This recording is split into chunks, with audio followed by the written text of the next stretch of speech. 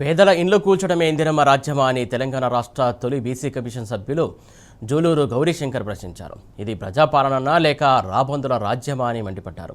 వెలుగుమెట్లలో శిథిలాలను చూస్తుంటే యుద్ధ బీభత్సంలా ఉందని ఆవేదన వ్యక్తం చేశారు. పేదల ఉసురు తగిలిన ఏ ప్రభుత్వము నిలబడదని జూలూరు స్పష్టం చేశారు. బాధాకరమైనటువంటి సంఘటన. అక్కడికి పోయి మేము చూస్తే వీళ్ళ ఇళ్లన్నీ కూడా మొత్తం కూడా ఒక యుద్ధంలో ధ్వంసం చేసినట్లుగా, ఒక ఇరాన్ పై దాడి చేసినట్టుగా, ఒక గాజాపై దాడి చేసినట్టుగా, ఒక దేశాన్ని ధ్వంసం చేసినట్టుగా ఇల్లు మొత్తం కూడా కూల్చిపడేశారు. మొత్తం కూడా వాళ్ళు కట్టుకున్నటువంటి వాళ్ళ గడపలు, వాళ్ళ ఇల్లు, వాళ్ళకున్నటువంటి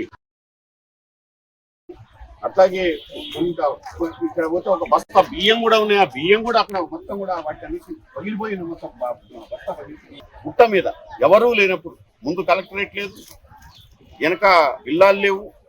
ఒక 8, 9, 10 సంవత్సరాల నుంచి ఆ గుట్ట మీద గూళ్ళు కట్టుకున్నారు. పిచ్చుక గూళ్ళు కట్టుకున్నట్టు కట్టుకున్నారు.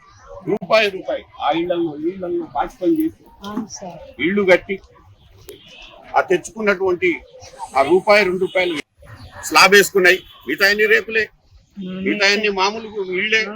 ఆ మామూలు ఇళ్లలోనే వాడు జీవనం సాగిస్తున్నారు. కరెంట్ ఇవ్వలే, మొత్తంగా రోడ్లు లేవు. మొత్తంగా ఒక జైలు కంటే ఘోరంగా ఉంది అక్కడ పరిస్థితి. జైల్లో పాములు తేళ్లతో జీవనం చేసుకుంటూ ఉంటే ఇక్కడ ఇంత పెద్ద మృగాలు ఉంటాయన్న విషయం వాళ్ళకి తెలియదు.